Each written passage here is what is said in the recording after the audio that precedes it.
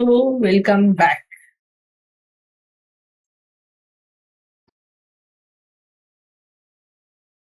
आज के bare act में हम पढ़ेंगे दंड के विषय में। ठीक है, चैप्टर 2 है, बीएनएस का बेयर एक्ट पढ़ रहे हैं। ठीक है, आईपीसी से कंपेयर कर लेंगे। चैप्टर का नाम आपको पता करना है इन होमवर्क। हम चलेंगे सेक्शन पे। तो इससे पहले आईपीसी में किस चैप्टर में दंड के विषय में सेक्शन स्टार्ट होता था? सेक्शन 53 में था ये। अभी 4 में है। ठीक है, 3 4 5 5 3 के बीच में 4 आता है, ऐसे आप समझ सकते हो आप। कितने प्रकार के दंड दिए हुए हैं? मृत्यु दंड, आजीवन कारावास। कारावास दो प्रकार का हो सकता है, संपत्ति की जब्ती और एक और है। ठीक है, सामुदायिक सेवा। तो कितने प्रकार के हो गए? 1 2 3 4 5 प्रकार के। आईपीसी में भी 5 प्रकार के पहले हुआ करते थे, बहुत पहले। काला पानी की सजा होती थी, फिर बाद में उसको हटा दिया गया था, तो उससे फिर 4 हो गया था।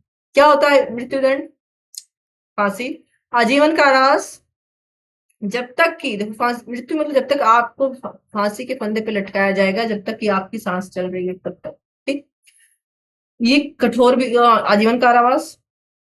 ये 20 साल का होगा कि जीवन के अंतिम सांस तक होगा, ये आपके फैसले में लिखा रहता है। ठीक है, कारावास 2 प्रकार का होता है। तीसरा है ये कठिन और सादा, ये भी आपके फैसले में जो जज देता है उसमें लिखता है कि सादा होगा कठिन होगा। ठीक है, ठीक है। संपत्ति की आपकी जब्ती की जा सकती है। आई थिंक 4 5 6 प्रकार का होना चाहिए ये दंड। एक जुर्माना भी होगा। ठीक है, और पहले भी 6 प्रकार का था, तो काला पानी हट गया था तो 5 हो गया था। ठीक है जुर्माना है। जुर्माना हो गया, फाइन लगा जा सकता है, या अन्य दंड के साथ, जैसे डेथ हो गया, लाइफ इम्प्रिजमेंट हो गया, ठीक है, या सामुदायिक सेवा, सबके साथ जुर्माना लगाया जा सकता है। ठीक है, या अकेले में भी दंड दिया जा सकता है ये। और सामुदायिक सेवा ये न्यू है। तो कौन सा अपराध का दंड नया है? So section 4E F, 6th number पे जो है वो नया है। ठीक है, तो ई एफ एफ सामुदायिक सेवा। ठीक है, नाउ अगला है सेक्शन 5। जो सेक्शन 5 है समुचित सरकार क्या कर रही है? दंडादेश का लघुकरण कर रही है ना। ये पहले भी था। किस सेक्शन में था ये? सेक्शन 54 55। सेक्शन 54 55 आईपीसी के। ठीक, क्या हो रहा है? समुचित सरकार। समुचित सरकार कौन? सेंट्रल या स्टेट गवर्नमेंट। ठीक है, अपराधी की सम्मति नहीं ले रही है। अपराधी की सम्मति के बिना उसको अगर कोई दंड दिया गया है तो बीएनएस की धारा 474 के अनुसार किसी अन्य दंड में उसका लघुकरण कर सकती है। कुछ कुछ आपको राष्ट्रपति की क्षमादान की शक्ति की तरह, राज्यपाल की क्षमादान की शक्ति की तरह दिखेगा, है ना। बट ये क्या हो रहा है?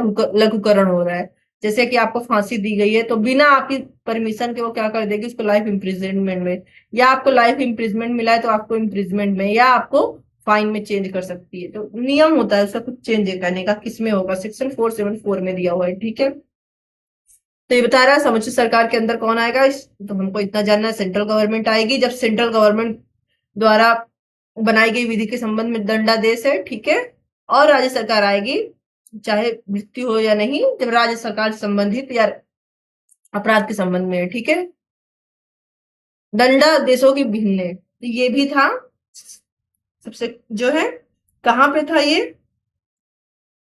सेक्शन 57 में शायद था, 54 55। तो समिति सरकार की जो परिभाषा दी हुई है ना, ये भी पहले था। ठीक है, नया नहीं है ये। तो 50 सॉरी, क्या दिया हुआ है? दंडादेशों के भिन्नों की गणना करने में अन्यथा उपबंधित के सिवाय आजीवन कारावास को 20 वर्ष के कारावास के समतुल्य गिना जाएगा। तो एक पनिशमेंट होती है लाइफ इम्प्रिजमेंट, तो अगर उसमें लिखा हुआ है कि अंतिम सांस तक, तो अंतिम सांस हो गया।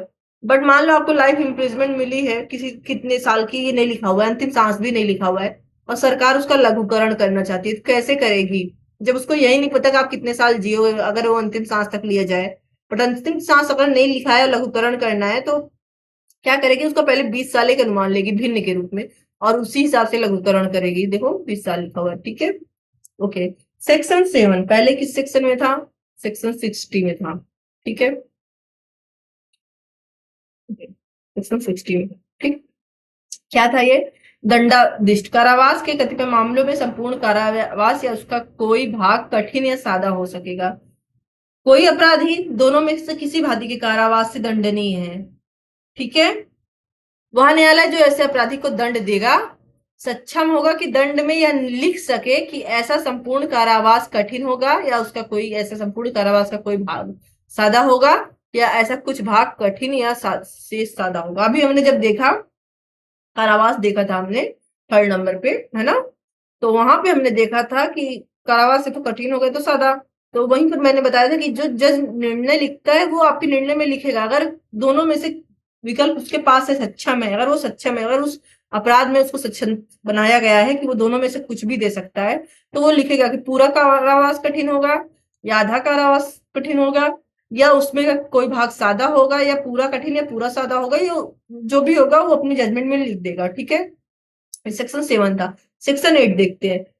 सेक्शन 8 भी पहले था लेकिन अलग अलग धारा को इसमें जोड़ा गया है। जैसे इसमें धारा 63, 64, 65, 66 को जोड़ा गया है। जो सब सेक्शन 1 है ये धारा 63 थी पहले, इसी ऐसे ही नहीं 511 से कम होकर 358 हो गया है। ठीक है, सब कई सारे सेक्शंस को एक में मिला दिया गया है। ठीक है, क्या है ये सब सेक्शन 1 क्या है? जहां वहां राशि अभिव्यक्त नहीं की गई है कि कितना जुर्माना हो सकेगा, वहां अपराधी जिसे जुर्माने की रकम का दायी है वह असीमित है किंतु अत्यधिक नहीं होगी। कह रहा है कि किसी पनिशमेंट में अगर जुर्माने की राशि निर्धारित नहीं है, ठीक है, तो वो आप कितना भी उसको पनिशमेंट दे सकते हो।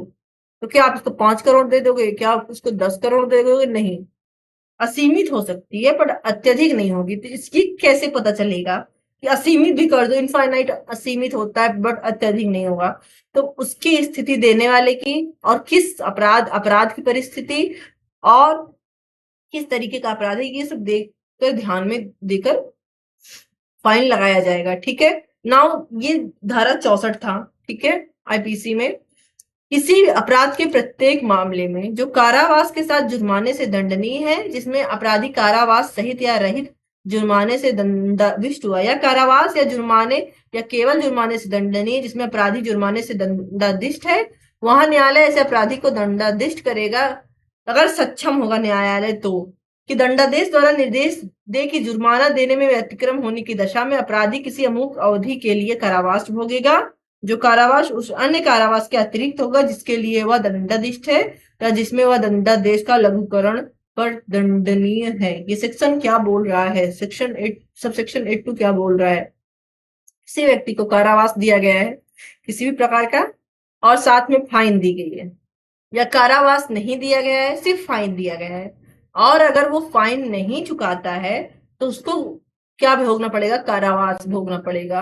और कैसा कारावास होगा और कितने दिन का कारावास होगा ये वो कोर्ट जो निर्णय दे रहा है, जजमेंट दे रहा है, वो अपने जजमेंट में लिख देगा कि अगर ये फाइन मान लो 500 रुपए फाइन नहीं दे रहे हैं तो इनको 3 महीने या 1 महीने कितना इनका बनता है, इतना इनको जेल में एक्स्ट्रा रहना पड़ेगा। जो ये कारावास था इसके अलावा एक्स्ट्रा रहना पड़ेगा। नाउ 8.3 पहले था सेक्शन 65 में। ठीक है, क्या कह रहा है?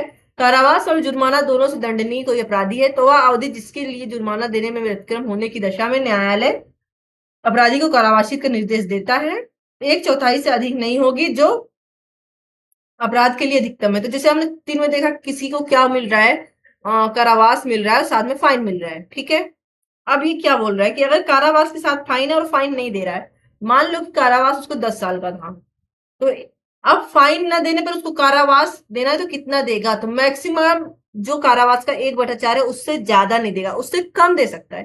तो 10 साल है तो मैक्सिमम एक्स्ट्रा और कितना दे सकता है? फाइन ना दे अगर वो जुर्माना तो 2.5 साल।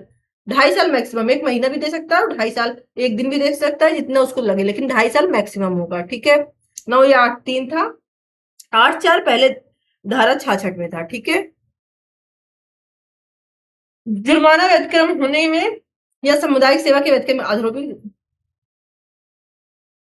अगर कोई जुर्माना नहीं दे रहा है, ठीक है, या अपनी सामुदायिक सेवा वाला अपराध का जो उसको दंड दिया गया उसको नहीं कर रहा है, ठीक है, तो उसको ऐसा कारावास दिया जाएगा जैसा उस अपराध के लिए दिया जा सकता है। ये 4 बोल रहा है। ठीक है, इसके आगे वाला हम लोग अगली क्लास में देखेंगे। Okay, bye.